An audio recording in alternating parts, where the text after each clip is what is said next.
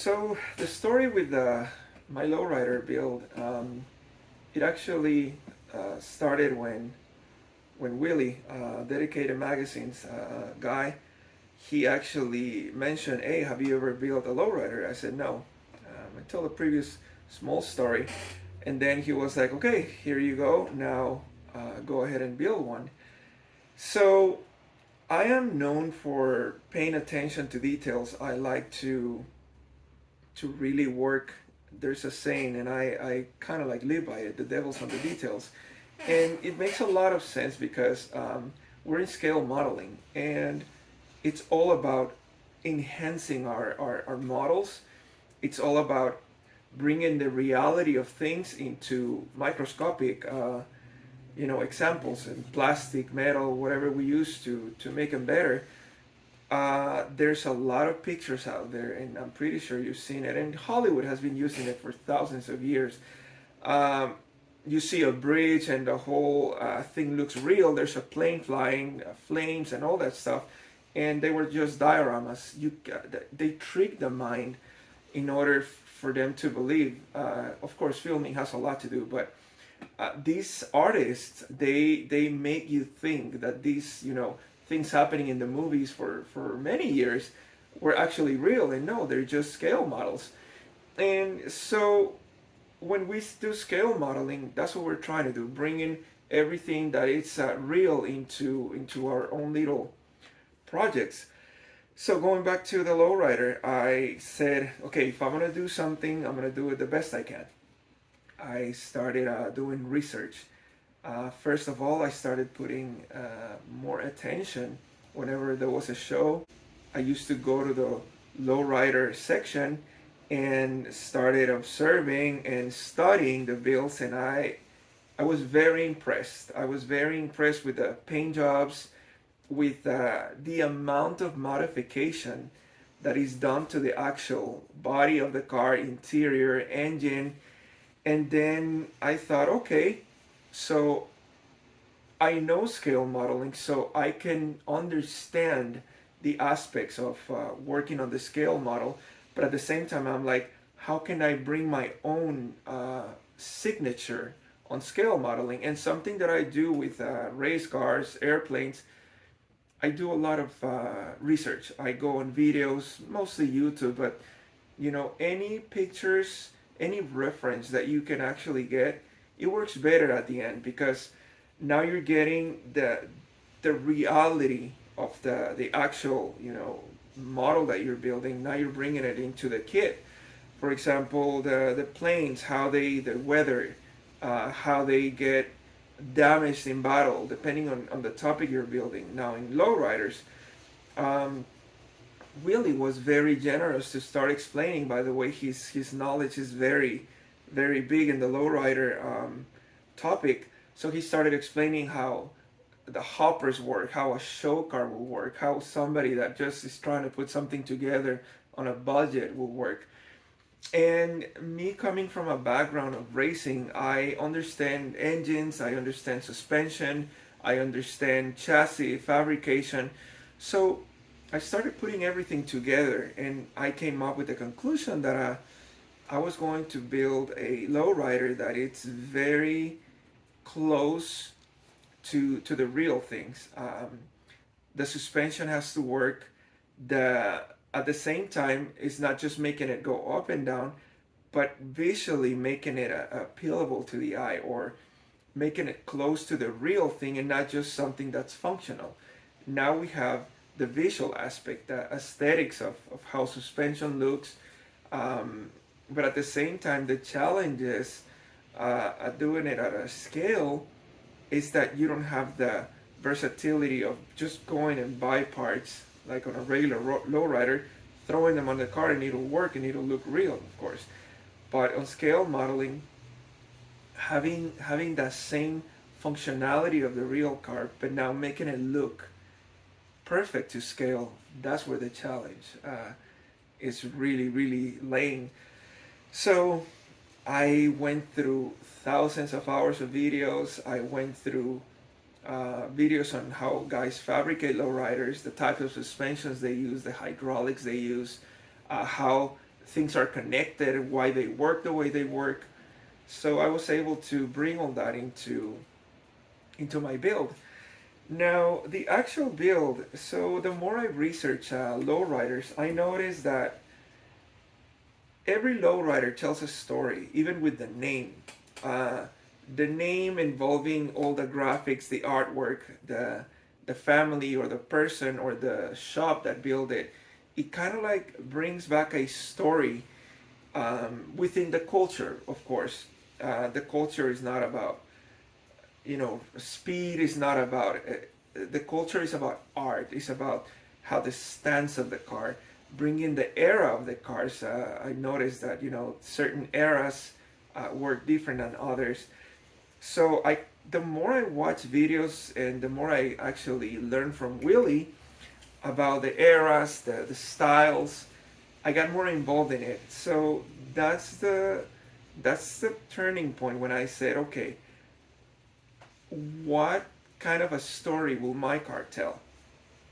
So my car is telling a story. I am originally from Guatemala, and Mayan culture is huge in Guatemala. We have the northern section of Guatemala, which is Petén, Tikal, and that's the very center of Mayan civilization. So I said, I'm going to bring that background from my own culture into my own build. So that's when I decided to do a Mayan topic on my car. Another thing that I brought into the build is my mother. My mother's favorite color was turquoise. So I said, okay, definitely my build will have my mom's favorite color in it. So I added a lot of turquoise in the car. At the same time, she always liked the color burgundy.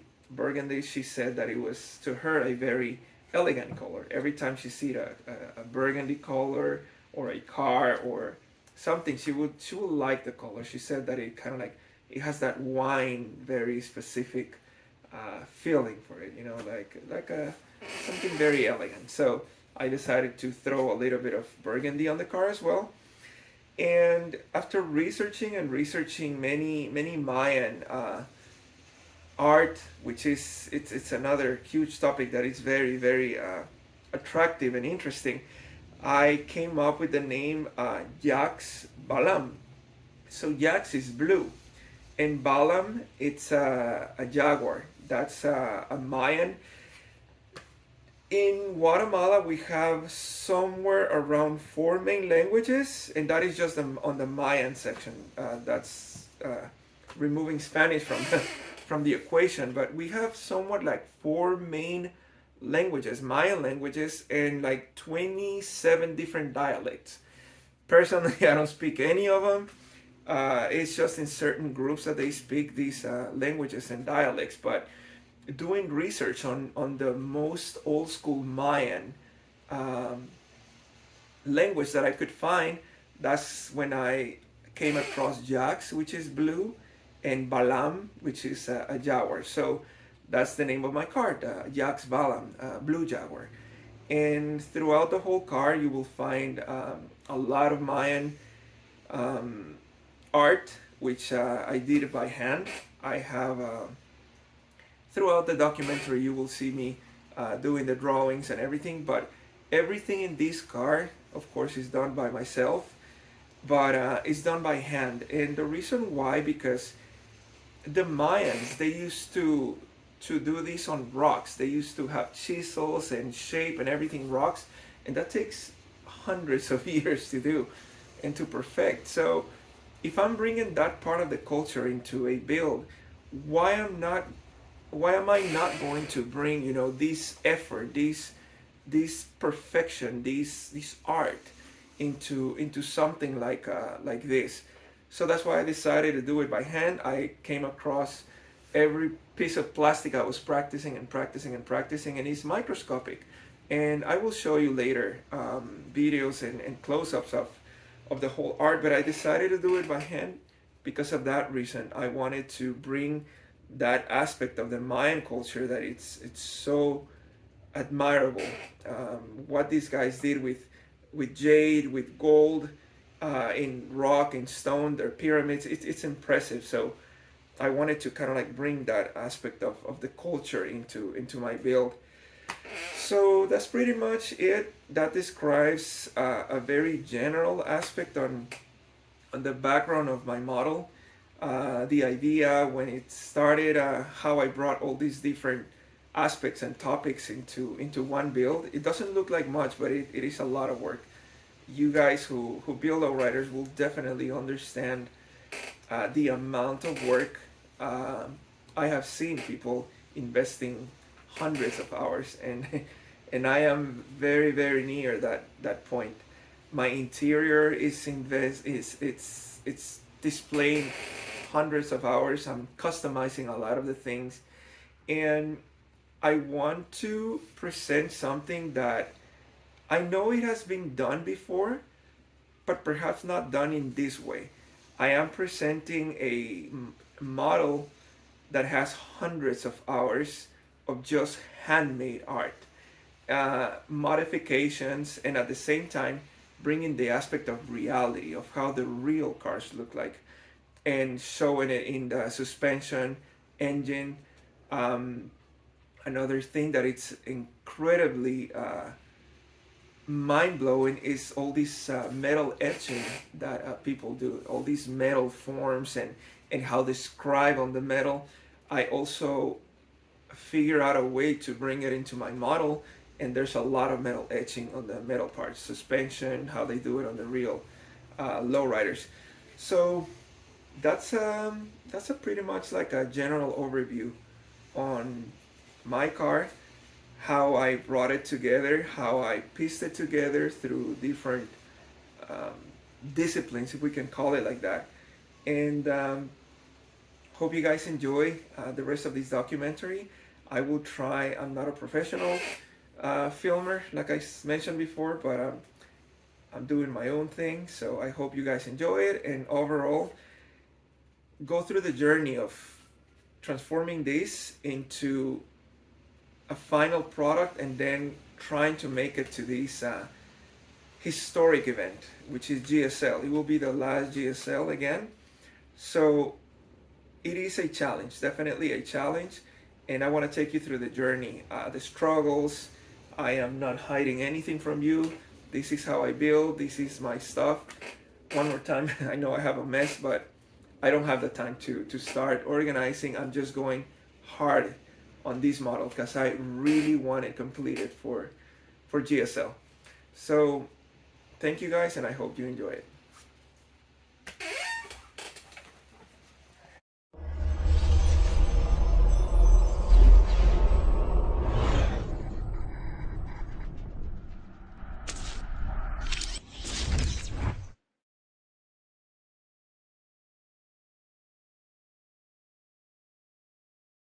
Since I jumped to work on the interior, I am figuring out the colors. I think I'm pretty sure of which colors I'm gonna end up using. I started to work on the doors. These are my door hinges. I am going to try and finish everything that is related to fabrication, all the dirty shit. That way I can get colors going, and I'm not messing with my final touches. Um, that way I'm not messing with my final touch-ups on color. So this is what I have so far. I'm going to figure out the distance and geometry and all that stuff going on this side of the door, and then I'll just copy it on the other side. I am facing a little bit of another challenge. Unfortunately, the front clip of the car or the Catalina broke off from the rest of the body, so now I'm running into issues of fitment and alignment here with the rest of the body. So the whole thing looks okay, and since the door is gonna be being hauled from this side, but at the same time has to align with the back, the rest of the body. That's kind of like the issues I'm running with. So I will have to figure something out. All right, guys, I'll keep you posted, and cheers.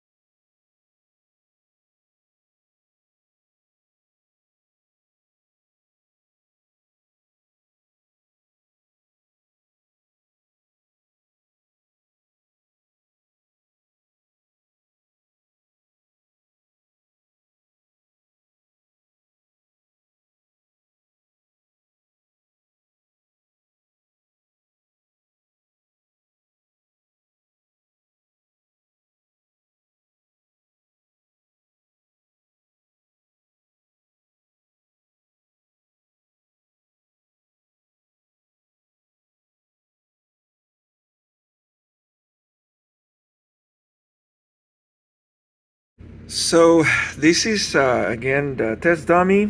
I failed trying to do the little edge. It's kind of like that cylindrical. How can I call it? Like a wire or some like a plastic thing around the seats. I'm pretty damn sure there's a name for it, but I don't know it. So anyway, I freaking tried to do it, but the paint was moving all over the place with the glue, so I messed it up. Now, my second try, I'm going to airbrush the wires. This is lead wire, by the way. It's very malleable, very easy to maneuver and to contour and the whole thing. So I'm going to airbrush this shit.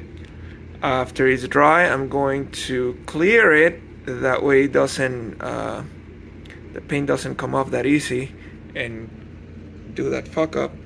So let's see what happens. I will be posting more stuff. All right, guys. So I'm waiting for some parts to dry on the interior. Meanwhile, we're gonna work with the chassis. The rear end is etched or engraved already. All the suspension is ready. Now I need to test how everything's painted, the clearances for the final touches, and then if everything moves accordingly, I have to cut the little pins for the pivot points.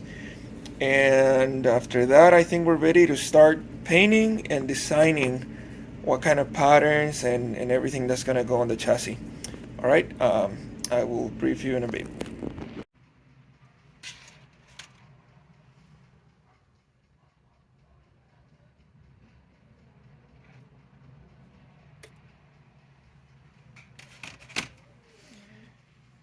All right, so what do we have here? Let me zoom in. Of course, the rear end, and as you can see, everything's engraved. The whole rear end, the two bottom arms, they are also engraved, and the front side of the axle is engraved. I added the bottom support so axles don't break. This is the whole bottom part. So this is ready to go. This is the main part of my suspension. I added 6 moving parts in here, actually 6 parts. And the reason why is that so these can have a whole full swivel, and at the same time it doesn't sink, and at the same time it doesn't come out. So it has a full swivel movement, so it continues with the suspension. Now, my actual suspension is sleeved from here. When the suspension drops or the car completely drops, it's like the concept of an antenna, of a radio antenna. Everything collapses on its own. So one is thicker, the other thicker, the other thicker. This is for this. I am working on the engine as well. This is the color that I'm gonna go with. The reason why I chose the blue is the oriental blue. So once I have this thing inside this, it kind of like goes with it. So a little bit of the accent, as you can see, is also engraved. By the way, I'm going to be explaining the meaning behind this. So on one valve cover, it says Dan Val. That's my name, as in Daniel Valencia. And then the other side, it says, if you can read it there, Doña Olga. So that's my mother's name. Olga was my mother's name. And everyone that used to know her, she used to call her Doña Olga. So this is how I'm going to prepare this car, to have her name as Doña. Long story, I'll tell you the story later. And then the transmission, all the plates are engraved. The front pulleys are also engraved. That's the fuel pump. The upper part is engraved. Chrome, the transmission's gold. On the bottom, I'm gonna have gold accents. This is the oil pan, also engraved. Chrome engraved. And then we have the headers, or actually exhaust manifolds, and the filter, or air filter, also engraved. I'm going to put the engine together so you guys can see how it looks, everything all together. So what we have in this little tray are pinheads. I bought a box with like I think like 300 pins or something like that, the ones they use for clothing, and I cut all the heads one by one. So why am I doing this? I decided to open holes on each little corner of the seat, and I dropped a pin. This is where I think that, going back to what I said, the devil's on the details. These are kind of like the details that are going to separate your model from the rest. When somebody looks inside the car, it's not something that pops out, but until you pay attention, then you see all these little details. Same with the Mayan art that has around the seat. That's going to complement all the intricate details from the body. So I am working on one of the front seats. You can see here how one by one I'm dropping a pin, and we still have all those holes. So it's tedious, it's not easy, but it makes a big difference, and I will show you guys the end result.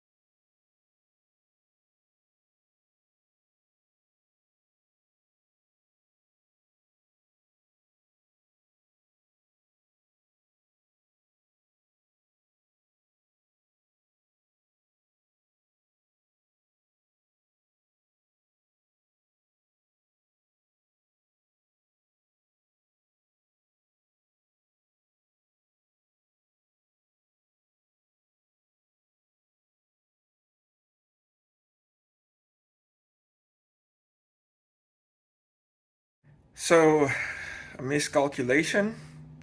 I ran out of pins to complete my seats. I still have a few, about 10 on one seat and a full other seat. So I have to go buy more pins. These are the little things that I need to foresee, because once again, time is of the essence, and I cannot be wasting time on buying little shit like this.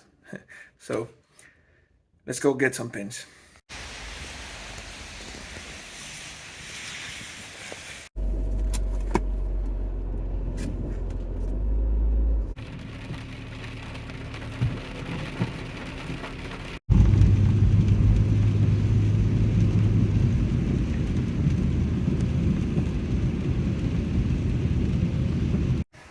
Alright guys, we're here at Michael's. So this is where I previously purchased the pins. Now we have to pretty much look for them. If you haven't been at Michael's, it's a cool place to check out. They have millions of ideas and things and crap that you can use for the cars, for the hobby in general. They have a lot of stuff. Even scale models. They sell scale models here. I will give you a little preview of what they have, but let's look for those pins.